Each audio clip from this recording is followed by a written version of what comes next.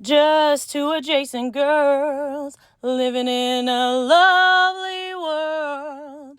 They took a podcast train going anywhere, but kind of specifically through Austin, Texas. Yeah, hook 'em horns. Adjacent. Very near, next to, or touching. Our tailgate is adjacent to the left field fence. ADJACENT. Adjacent. All right, it's that time at the podcast where it's time to pay the bills. Pay the bills. We are so grateful because we've got some incredible sponsors supporting us this April. Can you believe it? I can. I love it. These are people and businesses we truly love, and we know you will too. First up, our OG, our day one, the Gravy Enterprises home of JB Goodwin's A-Team. Adrienne has been a trusted realtor in the Central Texas for over 25 years. And I have to tell you, we've worked with them and the team for the A-Team and Shelly and Adrienne. And oh my gosh, he is honest, straightforward, reliable, and just all around great human. And he's my brother. He is my brother, which, let's be honest, is exactly who you want helping you to buy and sell a home. So if you were thinking about making a move in Central Texas, call Adrienne, text Adrienne, just get Adrienne involved. He's your guy. That's our first number one sponsor. Sponsor number two, Cornucopia Popcorn. It's our flavor experts, Nadia and Mike from Cornucopia Popcorn. And y'all, this is not your average popcorn. We're talking everything from dill pickle to s'mores with over 40 plus flavors to sample. Vegan options, gluten-free options, something for every craving. They were even voted Austin's best sampling room. So yes, you absolutely need to go try it for yourself. And get this small but mighty team of 15. They popped over 45,000 pounds of popcorn last year. Sold 2,900 tins, 2,900 tins, and donated to 97 nonprofits. They are a true giver in our community. We love a business that gives back. So whether you need corporate gifts and after-school snacks or just a treat for yourself, Cornucopia has you covered. Use code Shody Media, all caps, for 10% off.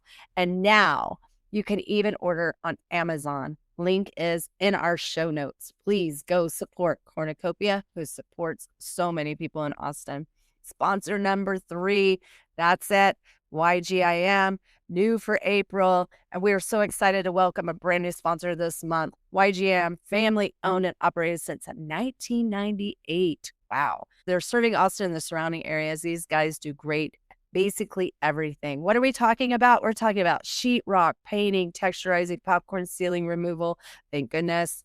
Water damage and repair, decks, siding, fencing, plumbing, electrical, handyman work, kitchen and bathroom upgrades, and even make readies for rentals or sales. They did our back gazebo area for our pergola for our outdoor pool area. And if your house is in need of any help, any kind of upgrade, any kind of just something to make it look a little nicer, call YGIM and they can handle it. Call 512-937-9604 or contact Casey Solari at yahoo.com. She's our sister. We love her. Save that number because you will need it at some point. All right, friends. If you are loving what we are doing over here at Adjacent Podcast, you can support us by joining our Patreon for only $5 a month or becoming a sponsor yourself with your company or just because you love the podcast so much. All the info is in the show notes and on shodymedia.com. All right. What do you think, Shelly? Do you think we're going to get to pay all the bills and keep the lights on? Let's keep the lights on. All right, let's get back to the show. Let's get adjacent. Welcome back, y'all. Welcome to Adjacent. And we have a friend in the house that we've interviewed before, and you probably remember him. He is a hero to us, and we know to you guys, too, to all our listeners and people that have been following his story. Shelly, who do we have today? Our Super Bowl champion. He's our Super Bowl champion. It's Christian Bolden, Dr. Christian Bolden in the house. So exciting. Thank you. So glad to catch up with you. We want to know everything that's been going on. When are they making your book Out of the Red a movie? It's funny that you asked that. First of all, thank you for having me back. It's exciting getting to talk to you again. Um, Recently, I had a couple of people reach out to me who work in the film industry. Two producers. One is he does kind of small documentaries, going the film festival circuit, and the other one has played different roles. She was on the first season of True Detective, in some of the Screams, and in two of the Conjuring movies. So they reached out. They want to do a documentary on Out of the Red, kind of with a parallel on one of the expert witness cases that I've worked on. And so right now we're in the process of gathering the funds, to let that run. We're about a third of the way to our goal. So that's very, very exciting. Incredible. Yeah. That's exciting. So it is happening. We knew it. It's happening. Yeah. Will you send us the link on the funding so that we can share that? We have some people that help produce documentaries, and we've had a couple of filmmakers and production teams as well. So okay. Yeah, well, we would love to share anything we can. It's not a link, but I'll send you the contact for the producers. Awesome. Fantastic. That's exciting. Yeah. I'm not shocked. I don't know if you've had a chance to read the Wally Lamb book, River is Waiting. Put it on your list. Put it on your list. It is Wally Lamb is an amazing author. The audio is fantastic. Mm-hmm. But it reminded me so much of your story. Okay. Yeah, and it was very powerful, and I think having met you and then reading that book was like, oh, just so heart-wrenching. Yeah. So it was like, damn it. Yeah. I'll put it on my list. Oh, and by the way, so also on my plans is to do an audiobook of Out of the Red. Good. But that's not in my wheelhouse, so I've got to figure out how to do that. So if you know any resources in that regard, please send that my way. Okay.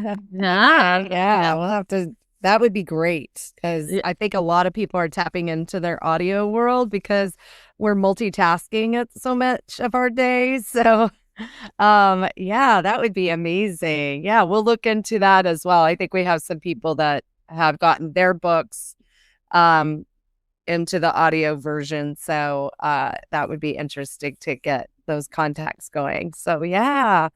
What's been going on in your professorship?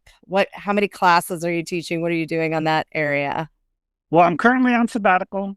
Okay. Still on sabbatical, and writing up the different pieces related to my most recent research, which is, interviewing people who were formerly serving life without parole at Angola or Louisiana Correctional Institute for Women, or other people who served extremely lengthy sentences and were not expected to get out, but how they're doing, now that there were certain laws that gave them opportunities to get out.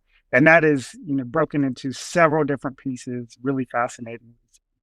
Wow. So you're going deep diving into this arena and figuring out, hopefully you'll be able to create some change in this world. And I see John and Mary all went on a tour recently of Angola.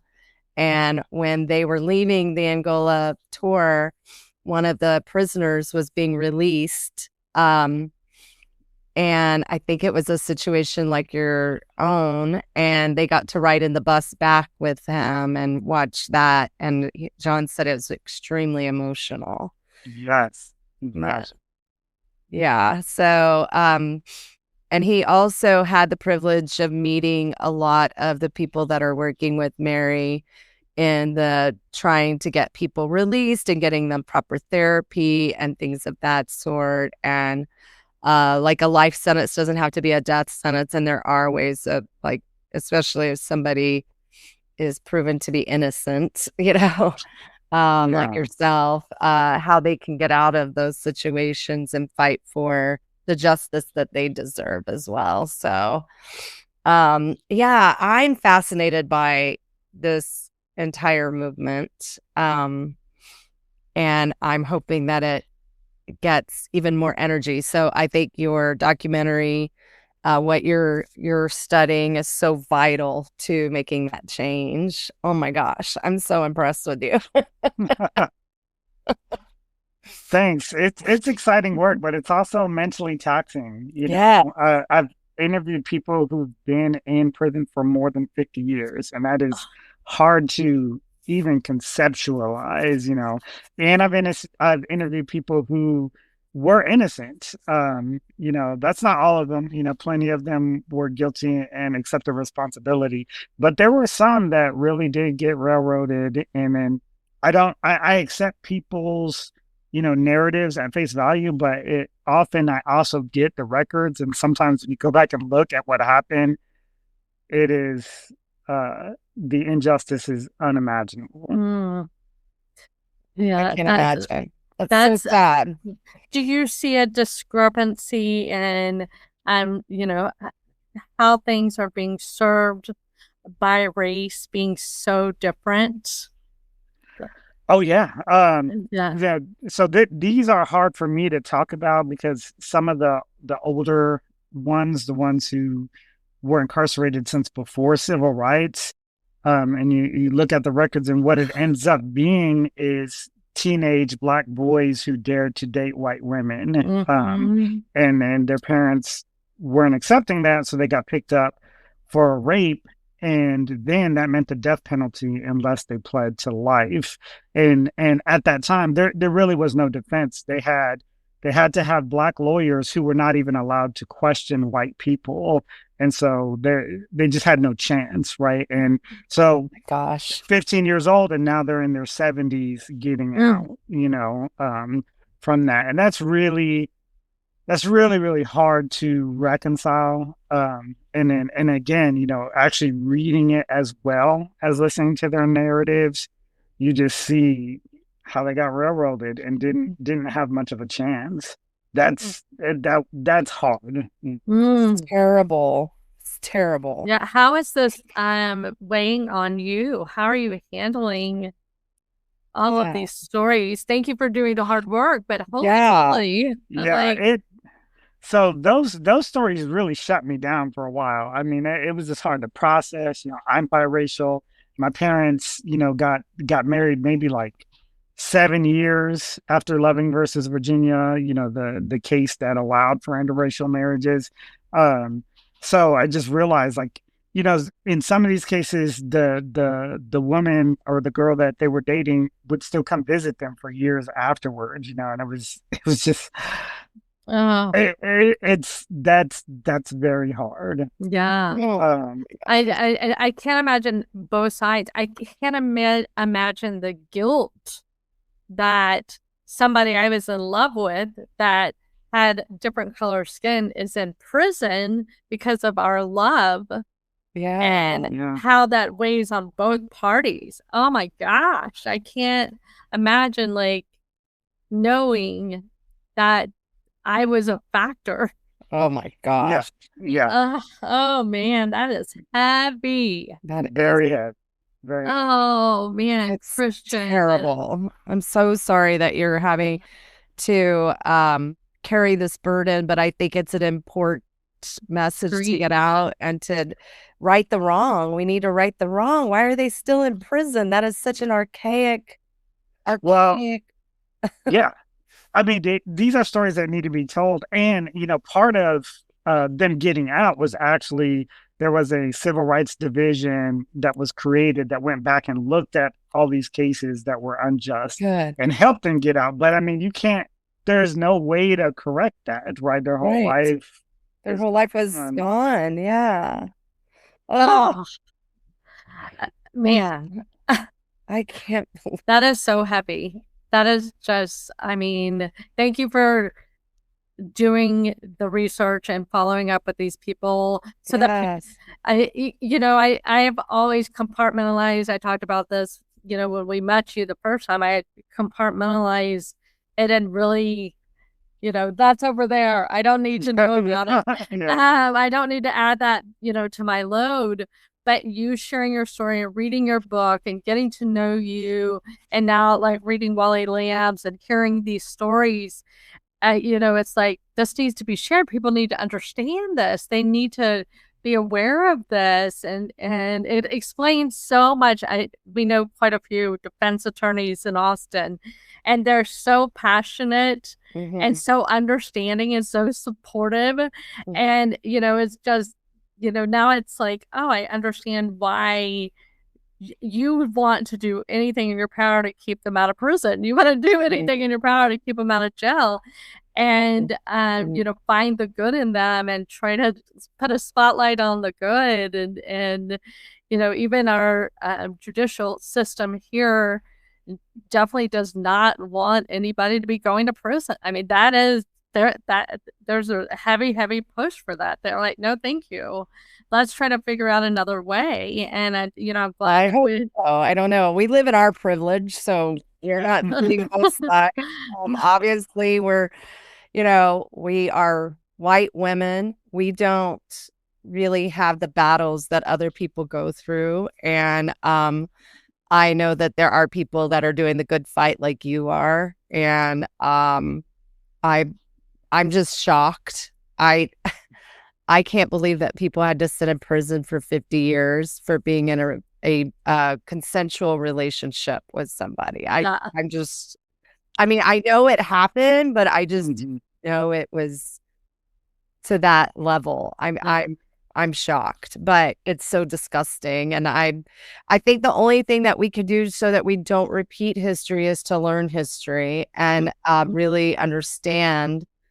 And you're helping uncover these stories, which is a big burden and a weight on you because you are such a compassionate person. So I'm sure seeing this and being biracial and being from a family of, two different cultures coming together, and there's nothing wrong with that. I'm so like glad that I know that and I see that, and but I live in my white privilege every day, and I don't understand why there's so much hate and still so much racism in the world. I don't get it at all because I don't think that part's gone. I think, unfortunately, that's still there. Yeah. And it's, of course, reemerging or showing itself. And as far as the justice system is concerned, it is beating your head against the wall. We've in Louisiana shifted again to even being more punitive than before, which doesn't seem possible. But they've now eliminated parole for anybody who was convicted after August 1st, 2024. They restarted the death penalty. I mean, that's normal for Texas, I guess. They put in a procedural bar that if a person gets convicted, they have 1 year to get back in court on appeal, and then they can be ignored by the courts. It doesn't matter if they find evidence that they were innocent. They could say, no, you didn't meet the time requirement, and they can just ignore them. And part of that was because they didn't want to deal with all of these corrupt cases being uncovered and having to go back and, spend resources to remedy that, and which is really tragic. It's terrible. Yeah, it is. It is terrible. They keep trying to do away with the juvenile system as well, so people go directly into the adult system. Thankfully, that keeps failing. It's failed so far, but they keep trying that. And I can't remember if I told you this, but a third of the people I interviewed in this study, I conducted 92 life history interviews. A third of them were convicted as juveniles. And there were some who had been incarcerated since they were 10 years old. What? Yes, which is unfathomable. It is just, yeah. So their whole lives in prison. Oh my gosh, Christian. Your brain is not developed and you don't Yeah. have any concept or what death or harm really can do. I mean, most of these kids, I mean, nowadays are raised on video games. They have no real concept of real world. And so for a 10-year-old to go to prison for their entire life, that is awful. Yeah. I mean, even an adult male's brain is not fully like developed until what they're 25, but some people 25, they're yeah. 32. Yeah. I know some that it's closer to 60. I mean, I'm 55 and I'm not fully developed. I mean, we all make mistakes, and that's the thing that I've talked about with kids today. And I know that you've been researching kids of the past, but I feel like kids nowadays are not allowed to make mistakes. Like there's just a harsh like reaction to them doing kid things, and I understand some kids do some brutal. I've seen it. I've watched it. Some brutal acts, but I don't feel like they truly understand what they're doing, and there should be a way for people to be rehabilitated and to move into society and go through therapies and give people a chance. I don't know. I don't know. This is insane to me. 10 years old. That is. Yeah. Are you seeing any change in like services while incarcerated? Any therapies or anything? Because there were so many. Okay, there was so much talk about that like a decade ago, and I was like, oh, I hope that's coming to fruition.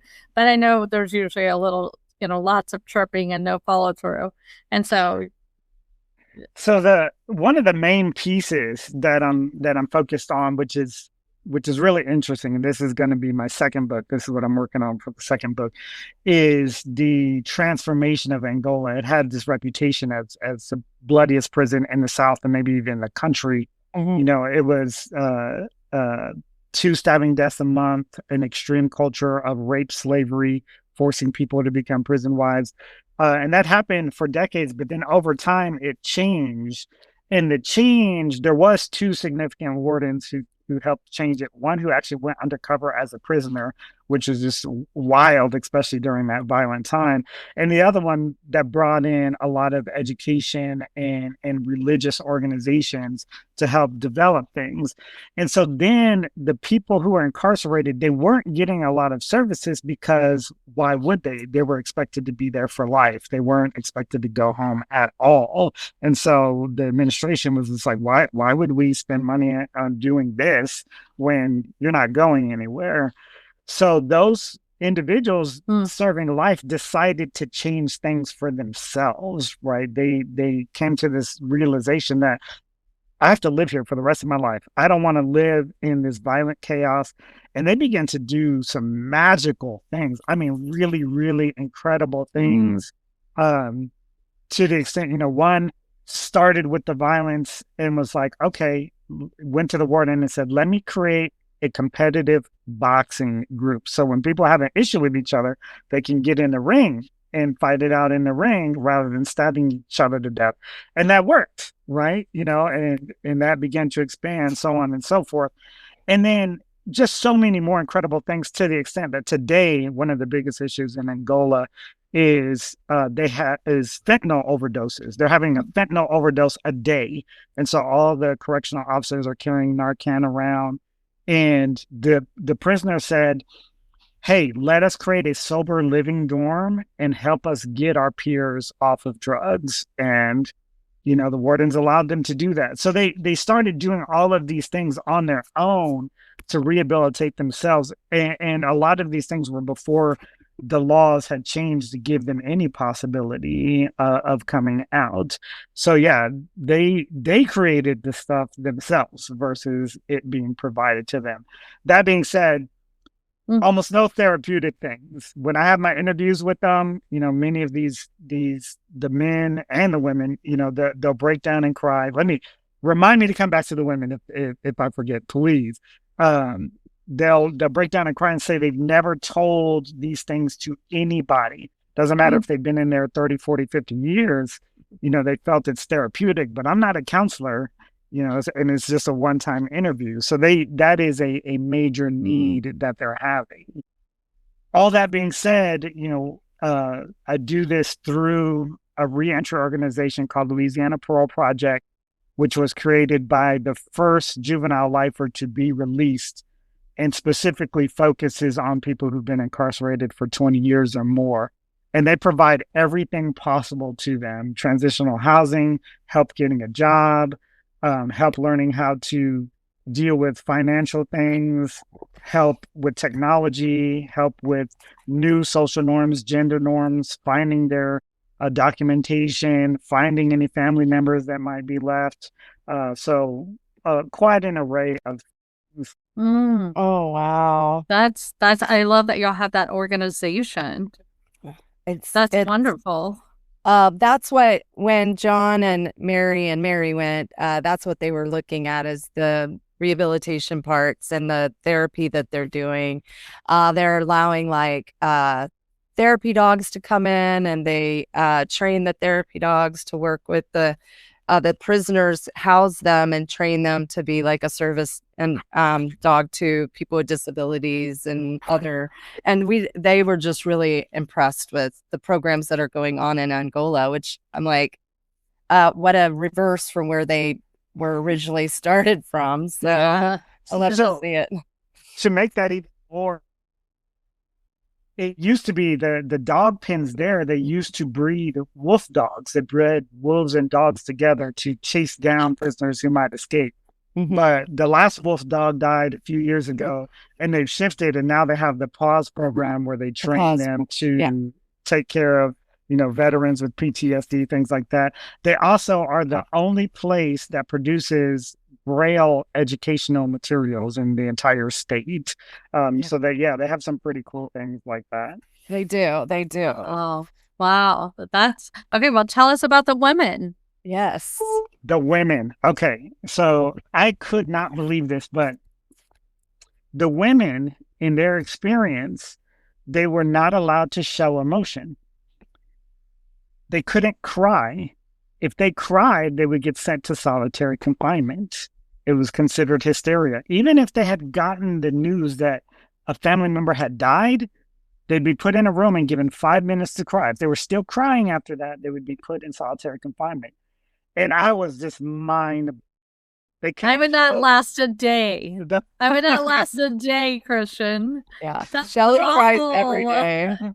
It is awful. That's awful. Terrible. They can't show any kind of even minor affection to each other, like tapping each other on the shoulder, sitting on somebody's bunk. All of those are considered sex offenses. Hugging somebody, a sex offense, put in solitary confinement. There was just, I could not believe it, but the same thing over and over again. It was stunning. It really, really was. And they were just invisible. Most people didn't know, there were prisoners that were women. And the only reason they got any attention, I mean, they weren't even getting out with the new laws.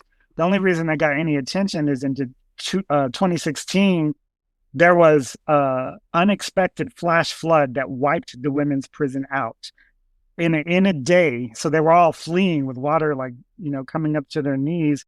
And then they got sent around the state having to inhabit prisons that were closed. So they were filled with, rats and roaches, all kind of, vermin that would go in there and clean up the prisons to live in them.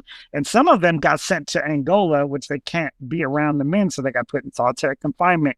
And they were there for a long, long time, in solitary confinement at Angola. I mean, the women suffered a whole lot. It was a double-edged sword, though, because due to that situation, people started noticing women, and some more advocacy came their way, and people started getting help and getting released. Oh my gosh, that's terrible. I'm That's in just shock. a nightmare. Yeah, I cannot believe that they were punished for having an emotion. Yeah. Wow. That's That's mind-blowing. That's ridiculous. I can't understand. Christian, Oh, I think your work is so important because I don't think, I mean, I'm well read, but I don't we're not educated on this. We are at not educated all. on this. Well, no one is. No one is. Yeah, That's the point, is it's out of sight, out of mind. So nobody yeah, thinks about it. Nobody knows about it. So why would there be any resolution to these things when nobody knows? Hence, nobody cares because it's yeah, not in their face. yeah. Well, But and I sorry, mean, and most prison movies, I mean, yeah, there's terrible parts in them, but usually there's like, you know, kind of this message of redemption and moving forward, you know. In a prison movie, you'll see like the sad and horror of it, but it doesn't like do it the full justice. the full Like it doesn't paint the full picture. It doesn't give the um or they paint like there's these shows where it shows like the criminal's point of view and then the victim's point of view, and a lot of times like the prisoner has a skewed point of view that doesn't match what the evidence says, and so then they paint that prisoner as like delusional, you know. But also when somebody's acting outside, when they're in their, you know, their fight, flight, or freeze brain, they're not thinking fully. They don't see the full picture of what's going on always, you know. Absolutely, absolutely. And I'd be remiss to not say this. The majority of the women, especially the women lifers, are there for killing their abusers. Right. So after decades of insane abuse, and it's because, like they waited for an opportunity to do so. You know, some of them it was in the moment, but I mean, still, it's like there's laws now that's supposed to help them, but those laws didn't exist before, or they didn't have the resources, to have an actual significant defense, in these cases. And that's why, my wife does what she does, and it helps a lot of these women get released post conviction. But it's crazy. Not only that, there's also women who are there as principal, meaning they were present when their abusive significant other killed somebody else. And so they also got life without parole for that. This question like, oh, well, why didn't you call the police? What do you think they're going to do? They just killed somebody. If you go to the phone, they're going to kill you in that moment, Yeah. So it's just like, those things are not thought through of what do you expect people to do in those situations. Yeah, because our instinct is to survive. Right. That's our fundamental animal instinct, is to survive. And so when you're with an abuser who you're witnessing a crime that they're, doing, it's hard to get out of you're scared to death. You're like, right. I'm going to react in, how do I survive this? You're always, complacent in the crime. You're just trying to survive your situation. Well, and you're probably in Fawn where you're shut down and you're just trying to avoid. Mm-hmm. It's not that you're participating. And maybe even you did participate, because if you didn't, you were going to be injured. You're next. You're next. And so, I can't believe that isn't in consideration. And I've read different stories where, they had been abused for so long that they never spoke up for themselves. They just, they get in front of an attorney and they're just like, I'm not saying crap, because that person's going to find me someday and do a lot more damage. So I'm not going to defend myself right here. I'm not going to protect myself. I can't believe that is not part of the conversation. Yeah, absolutely. It's psychological, it's mental. And part of the abuse is breaking them down to feel like they're worthless, that they can't be helped. And they've already seen, most law enforcement does not take domestic violence seriously So they'll hardly ever arrest them, or if they arrest them, they're out a day later. That person is not safe, Yeah. So why would they feel like, okay, I need to cooperate with law enforcement when they're not going to protect me? That person's going to come back and kill me. Yeah. Yeah. I mean, that's usually what happens in those situations, or the person has to flee, and the abused has to flee, and then they never feel safe ever. I do think I feel like, and I could be completely speaking wrong, I feel like there's been a little more education for the police on how to handle some domestic violence, but I still feel like it's rooted in such long history of women were seen as property in relationships. It's hard to tell sometimes who the aggressor was, who, there's the whole the mental abuse aspect, the physical abuse aspect, just the constant fear. I do feel like more and more those things are coming to light. So, but it's hard to know. I don't know because I've never lived in that situation. So and we live in Austin, and one of our really good friends works for the police department training division. Mm-hmm. We've had quite a few of them on the podcast, and their training and everything it's not to the level it probably needs to be, but I think they're trying, but it's not. Well, but I in Austin, it's probably more progressive than most of the country. No, just being in Austin. But we also have a defunded police state situation. So they might have their resources really stretched pretty thin. They are very stretched very thin. But I don't know. I think that's the key, Christian, is getting the word out. That's the start. But in a perfect world, I think, what do you think would help to change the prison systems and getting people the help and the rehabilitation that they need? What do you think it starts with?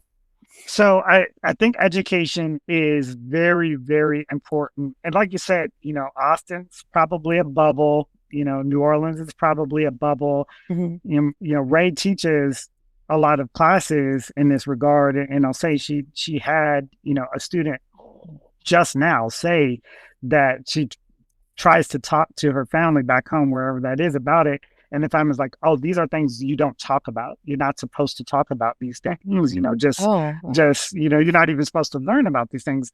And that has been the problem, is lots of bad things happen because we keep it quiet, right? We don't discuss, we don't educate.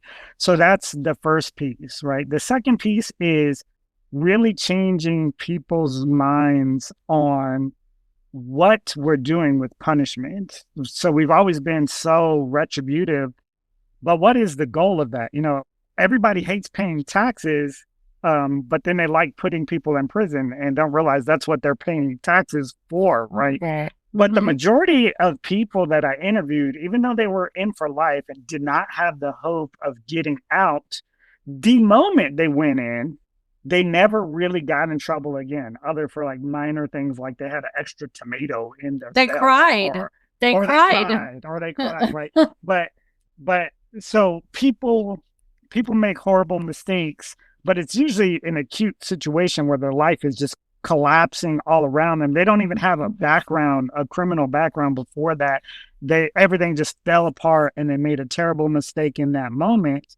But they don't have, any criminal acumen. Mm-hmm. And so it isn't necessary really to just eliminate them for the rest of their life, right? You can help rehabilitate, change, things like that, right? Even the ones who went into prison and acted crazy for a while, which there were some, and most of them felt lost. It took maybe 10 years for them to get their act together. And then they did. And then they were fine after that. So what is the true purpose, really, other than just pure straight up retribution? And I can understand some victims' families feeling that way. But to be fair, not all of them feel that way. A lot of them feel like that's enough time. The person has served enough time. Let them come home, right? Let them show that they're rehabilitated. Um, but other than that, there's no real reason to keep doing what we're doing other than we just kind of forget about it and we get this narrative pushed on punish, punish, punish. This person's a monster. No, they're not. They're just a person that made a really, really bad mistake. There's not a million serial killers like people, seem to perceive from the TV or not. Yeah. Yeah. No, just would you have like any documentaries, books, movies that you would recommend to help educate us? Because I feel like we're so in the dark on many of these things. Yeah. Yeah. Well, yes. I mean, I teach on which I show lots of different documentaries there. So depending on a particular thing. So to start, this is an older one. There's a documentary called Juvies. And it's really fascinating because you see these juveniles who are facing really significant sentences, 50 years to life, etc.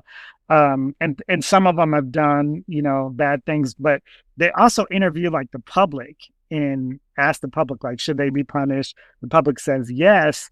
And they're like, how long do you think they should be punished? And the public's like, 2 years, 5 years, some rehabilitation. And then when the public finds out that they're going to prison for 75 years, they're like, whoa, that's not something I support, things like that. And just showing, the backgrounds. A lot of these kids, I view, people are blank slates, but they came from really terrible circumstances, abuse at the home, extreme poverty, growing up in gang environments where there didn't seem to be anything else and they had to survive those situations. But, give them a new start. And they can be fine. They can be a very productive citizen. They can add a whole lot to society versus simply throwing them away and having all the taxpayers pay for them to just sit in prison for the rest of their life. So Juvies is good. You have to ask Ray on the domestic violence ones, but there's quite a few of them. And I can't think of them right off the top of my head. But they'll come as we're talking, I'm sure. Yeah.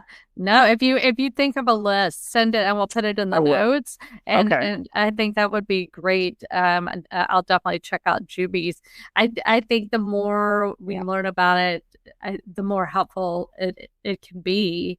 And don't you also feel that if the judges were educated on the rehabilitation, and I know that a lot of judges are, elected to these positions, and so I think they think that they're voicing the punishment that goes with what the public wants, but sometimes, like, if they knew that the public wasn't wanting them to go away for 75 years, do you feel that maybe if there was more conversation with judges that maybe they, like, I don't even know if judges even go in and look at the prison systems and step through the doors and talk to the prisoners after they've been there. Like, I don't know. What do you think? And is there like a community sounding board for judges? Is like where there's, hey, we think this is too long of a sentence. Right. As a board of community members going, hey, this is a kid who's been abused his whole life. Yeah. Surely there's another way. Right. I've never seen a sounding board. I've never seen that. So that is wow. As far as the judges, that's more complicated for a couple of reasons. So generally, no, I think so. One, especially here, like in Louisiana, and the reason Louisiana per capita has more life sentences than anywhere in the entire world. Whoa. And in the entire world, not just the states, in the entire world, life without parole sentences. So a lot of the laws make it mandatory. So first degree murder is death or life without parole. Second degree murder, which I think is the most problematic, is automatic life without parole. So the judge has no discretion. So it didn't matter if a woman killed her abuser. It didn't matter if that particular case, had it been in another state, would have been considered stand your ground. It didn't matter. It's automatic life without parole. And some of the judges even lament that, saying, I don't want to give that person this sentence. They have no choice. Wow. Attempted second degree murder, automatic life without parole. Principal, just being there, automatic life without parole. During certain years, armed robbery was 99 years without parole. So some of it is the sentencing structure. Sentencing. Yes. So that being said, there was another thing with Angola, which is really unique, and it was created by the judges. Judges, and this is for shorter sentences, though.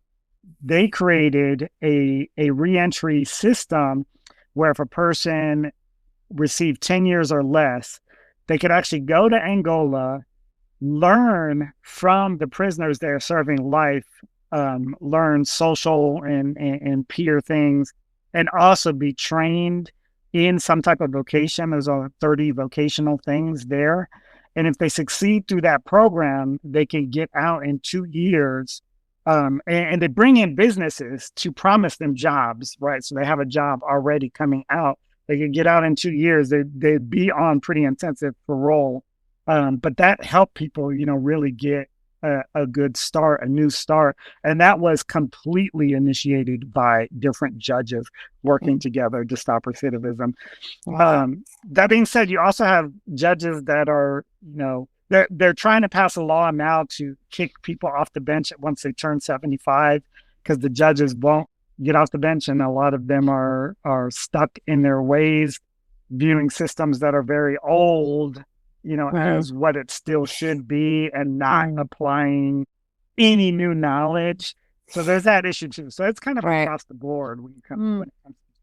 Yeah. Well, I didn't even think I wasn't even thinking about the lawmakers. So I think lawmakers have to go and talk to prisoners and go see the places that they're sentencing them to. Now, Christian, I will say, and our taxes are paid for. Yeah. Right. I mean, that is, I don't think, I know it happens, but I don't think I've ever put the one in, that together. Right. And it is not I have this thing where it's like, what are 5 things that you're passionate about? This is how I vote, the parks, education, Yeah. and prisons isn't on there. That's not where I'm going to spend money. But this might change your mind. You might see it in a completely different way. Another thing, Christian, I have to also say, even though we've had people that, have some crime, things here and there that either has been inflicted on them or, but I've never really been a victim of a criminal situation. So I don't know how I would react if somebody that I loved dearly was harmed in that way. I don't generally like to think of myself as somebody that would be totally retaliating, but I don't know. I'm just speaking honestly for you. I've never, lived in that world. So again, I'm sitting on my privilege over here, not having experienced that to that level, because I don't know how I would react. I would think that I would want the rehabilitation. I've never been one for the death penalty because I don't think it's very fair that we put that on another person to administer the death penalty. Mm-hmm. But I've just never, had to live in a situation where I was a victim of that. So, but I'd like to hope that I would want there to be a fairness to it, and that somebody would, multiple lives wouldn't have to be damaged if there was, I just don't know. So I'm just speaking openly about that as well, It's a fair point, and I think it's one of the biggest issues. The thing is, you never will know, right? Unless it happens to you, you don't know how you're going to respond. You don't know how you're going to feel.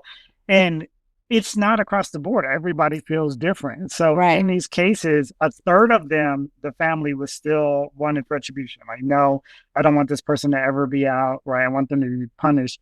A third of the cases, there was no one left from the victim's family, or they couldn't be found. Just time had gone on so long that everybody had passed away. And then in a third, the family of the victim wanted the person out, said, okay, that's enough. The time has been served, let them out. And I've got to tell you, like, I've heard some incredible stories, and there's just one I cannot believe to this day. It's just so amazing. And it was a kid, and he had gotten on drugs. He was actually a middle class kid, and he got on drugs just from the pressure. And so he's of trying to, maintain in sports and education. And then he starts going really wild with the drugs and starts breaking into houses to steal, to pay for his habit, so on and so forth. And he ends up killing a couple during one of these break-ins. And so he goes, and the only reason he doesn't get death is because he was a kid, right, at the time. And so he spends more than 30 years in prison. And then the daughters of that couple say they want to see him, they want to confront him, and they do. And whatever happens in that meeting is magical, because they not only forgave him, but decided to adopt him as their family member. And Right. and That is so I mean, lovely. they advocated for his release, and he was released. I mean, it's stunning. And so the power of human resilience and capacity for forgiveness can be incredible. And, we think about things differently because, we have this certain very, very punitive justice system.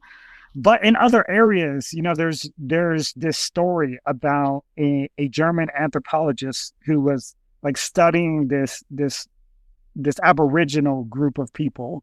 And one time he left, and he accidentally hit and killed one of the kids, right, in the car.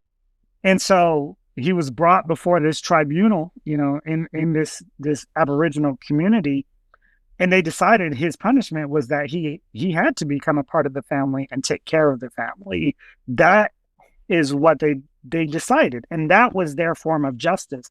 So really, it's about reconceptualizing what justice actually means, right? Being able to help people in a way that heals both the survivors of the crime and the person.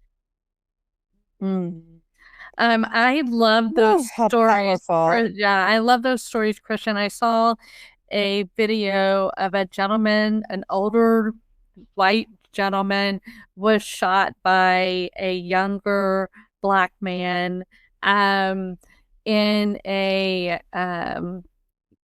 like a theft situation. And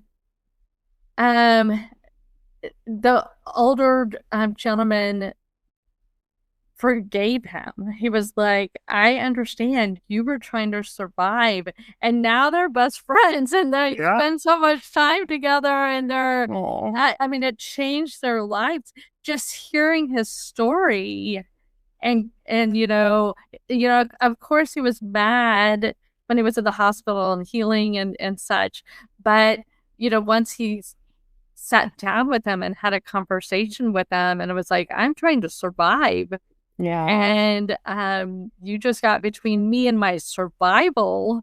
And I regret hurting you. I was just in survival mode. And I mean, their friendship, I think they've done a couple of documentaries on them, because it's just been so beautiful. And he helped him get out of prison, and he does all the holidays with their family now, and he is just part of the community. And so I love those stories. It would be lovely if that was more of the stories of forgiveness and being resilient. But again, I can't put myself in other people's shoes and how they're feeling. But I think we have to look at that we're all humans. And we all make mistakes. And some of us, we get into ourselves into some situations that,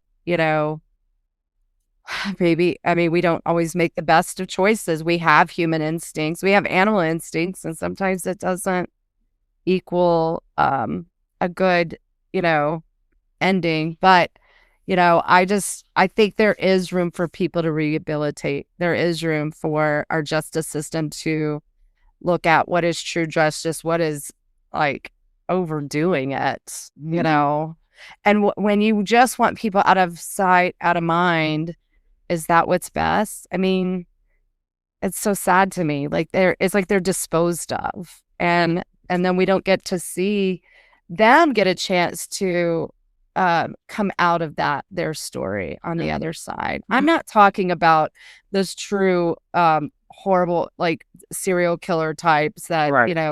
I'm not talking about those. I'm talking about people that make like a one-off mistake, or they're on drugs and they're not in the right mind, or they're in fight or flight or freeze, Right. or they're in a bad place at the wrong time. I'm not. Those are completely separate than the people who are, doing over and over again crimes or really sadistic things. Those are completely different for me. But I'm mainly talking about people that, like a 10-year-old who does a criminal act, not really truly understanding what they're doing. That, Right. we have to be mindful. Like, thank you, Christian. You're Wow. grow. I know. Thank you. Yeah. Oh my gosh. I am also just fascinated. I cannot imagine you and Dr. Taylor's pillow talk. I cannot. Hopefully you give it a rest. We don't.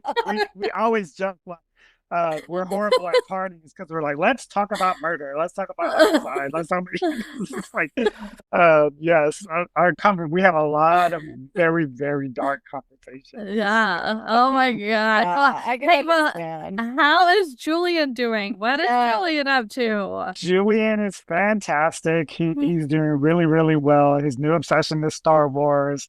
I keep getting in trouble for getting him more Star Wars things, but he's doing good because I connect with that, from my child.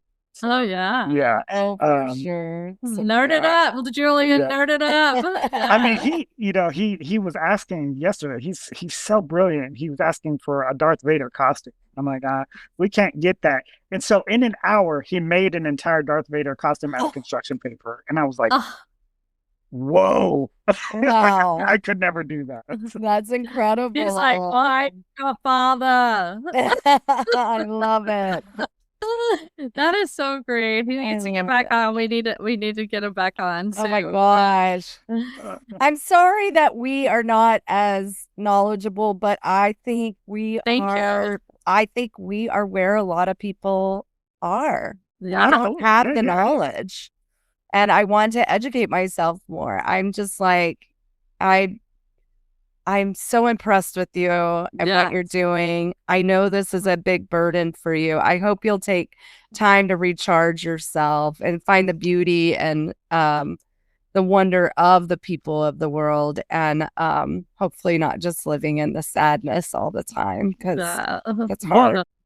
I can say this, 92 people I interviewed, the vast majority, except for like one or two, even though they spent 30, 40, 50 years in prison, they were just filled with joy. It was just so much joy, to be released. I asked them about how it felt to walk out of the gate. And it was just so, so beautiful. They, even if it was unjust, their sentence. And let me tell you, there was a person who had a 25-year sentence for $10 worth of marijuana. Oh my gosh. And he served 23 and a half years. How do you not go away with bitterness when you say, he was smoking weed on the streets? He was one. He comes out and everything's legalized. He's like, what the hell? What the hell? Honestly, that's the legalizing. You have to let everybody go. You have to let everybody go. I mean, that's insane. It is insane. Yeah. but most of them just had so much joy, and Yeah. being able to like listen to them, see their joy, Mhm. that's been very helpful. I do try to take some time, but I'm also like, these stories are important. Yeah, they are.